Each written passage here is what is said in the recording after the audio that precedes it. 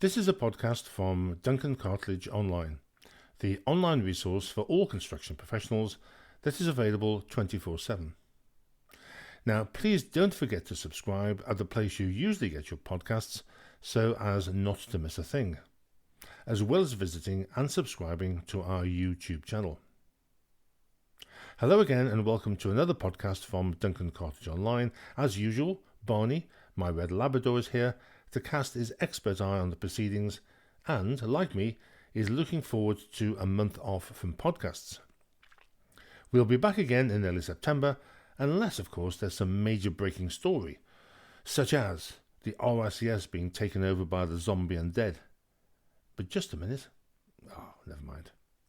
Incidentally, the third edition of the Construction Project Manager's Pocketbook is published on the 18th of July, and I hope that you'll find it useful, and thanks for your support. So before everybody disappears for a well-deserved holiday, I thought that in this episode, Barney and me would reflect on the last 12 podcasts.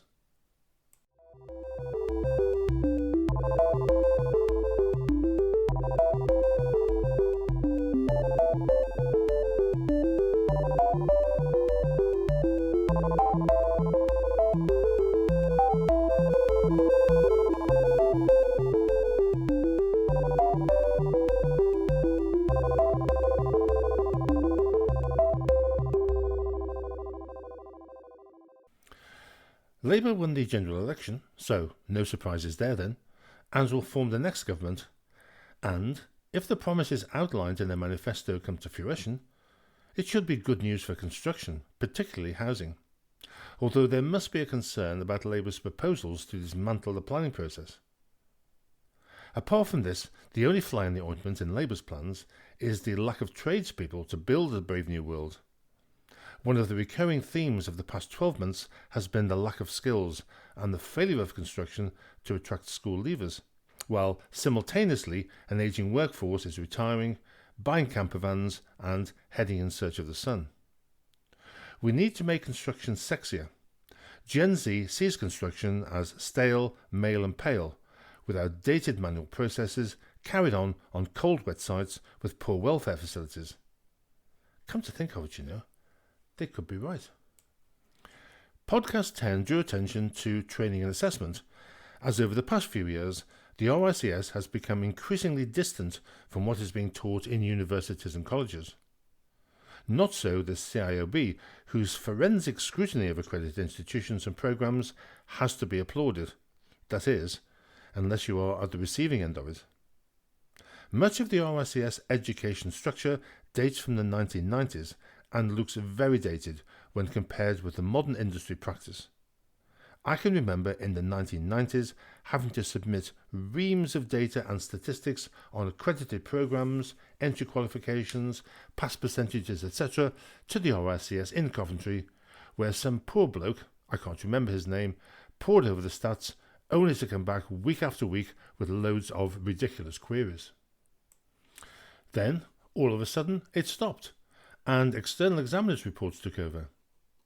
In June, the RICS published a review of entry and assessment for RICS membership, which, in very general terms, it outlined proposals to simplify the entry process. Difficult to say if this could be called dumbing down, as the devil is in the detail, but the intention is for the RICS to become more hands-on in scrutinising what is being delivered in places of higher education, and this has to be welcomed in principle. There is also heavy emphasis on sustainability and a commitment to be more inclusive. Open forums have been promised to gauge members' views.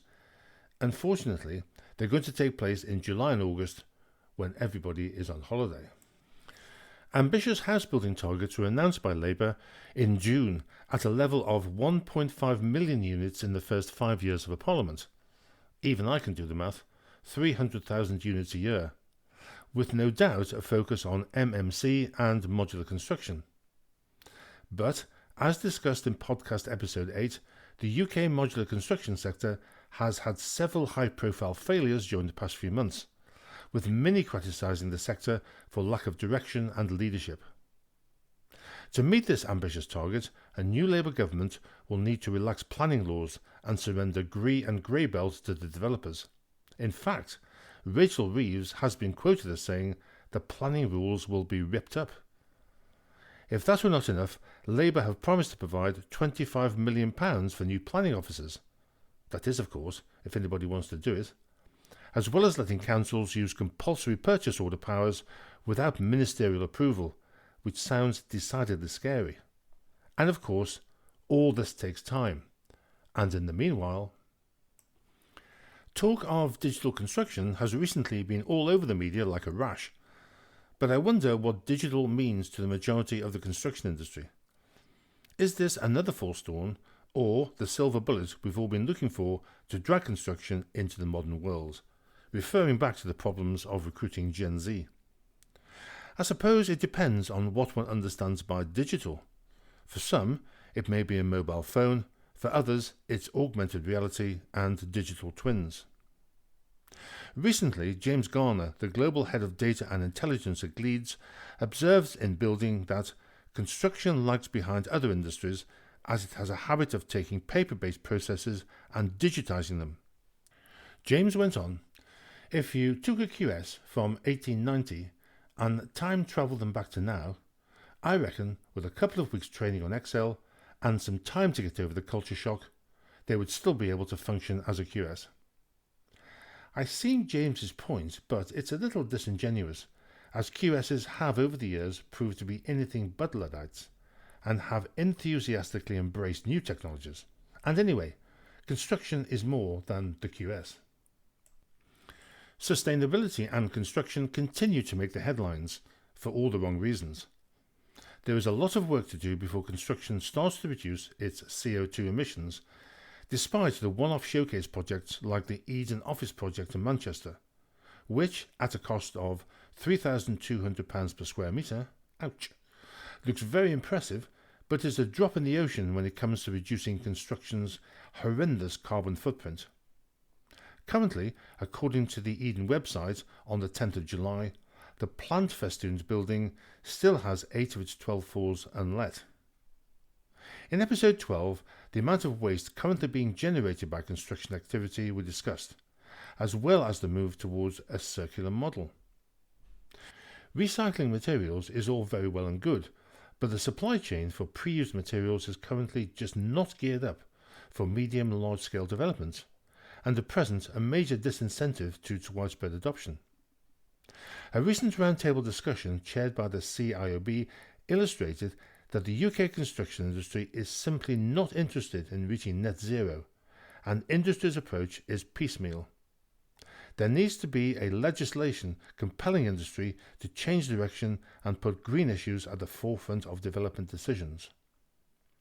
I enrolled on an RICS online Global Construction Infrastructure Conference 2024 in June, and one of the points of discussion was reducing carbon emissions and moving towards a circular model. I'm glad that it was free, as there was nothing new, just a lot of ambitious targets and no real answers. It seems to be the discussion and not the construction industry that's going round in circles. Alan Muse, late of the RICS, commented recently, if cement were a country, it would be the third largest emitter of carbon in the world. Now, I don't know what the scientific basis is for this statement, but it certainly makes you think. In podcast 11, Barney and I discussed the reasons behind the very high level of suicides in construction. Long hours, working away from home, and job insecurity were just 3 of the causes identified, for 2 construction workers a day taking their own lives. And yet, still only around 50% of companies have in-house counselling or expertise to address the issues. Construction has to do better. Podcast 12 looked at whistleblowing and the difficulties faced by those brave souls who raised concerns about dodgy practice. Summer 2024 has been set for the publication of the final Grenfell inquiry, and I'm sure it will be alarming to see how many whistleblowing opportunities were missed or ignored, or otherwise swept under the carpet, and could have avoided this tragedy. Love it or loathe it, existing private finance initiative schemes are anticipated to be around until 2050. What happens at the end of a PFI contract was discussed in podcast 10. Currently, very few public entities have the funds or the expertise to take on the operation of major pieces of infrastructure. And talking of expertise, many public sector staff bailed out when PFI was at its height to join PFI consortia for double the salary. It's ironic, as the greatest fan of the PFI, so vilified by trade unions, was the last Labour government, and Gordon Brown in particular, who used the PFI model when he was Chancellor, together with smoke and mirrors off-balance sheet accounting, to provide shiny new infrastructure without apparently increasing the nation's debt. Hey presto, now you see it, now you don't. Following several high-profile failures, including Grenfell, contractor competency has been called into account, as discussed in podcast number 12. Naively, we all assumed that contractors know how to design and build stuff, but apparently they don't, as illustrated by the collapse of several design and build Edinburgh schools, where fundamental omissions led to many buildings having to be closed for safety reasons while remedial work was carried out. Perhaps the UK would benefit from an independent bureau de control, similar to the ones that operate in conjunction with insurance companies in the French construction industry, to sign off works as it proceeds.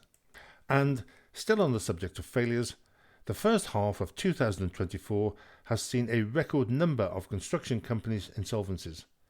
Issues such as Tier 1 contractor failures, high interest rates, and extended poor payment has all taken its toll. So, with a new government at the helm, we boldly go into the next 12 months with everything crossed. What can possibly go wrong? Well, that's all for this episode. I hope that you found it enjoyable and a bit interesting, and that we can look forward to your continued support when we resume in September. Having said that, listening to some of the rhetoric coming from the Labour Party about planning laws, watch this space. This has been a podcast from Duncan Cartlidge Online. Thank you for listening. Don't forget to subscribe. From Barney and me, until next time, bye for now, take care, and have a good summer.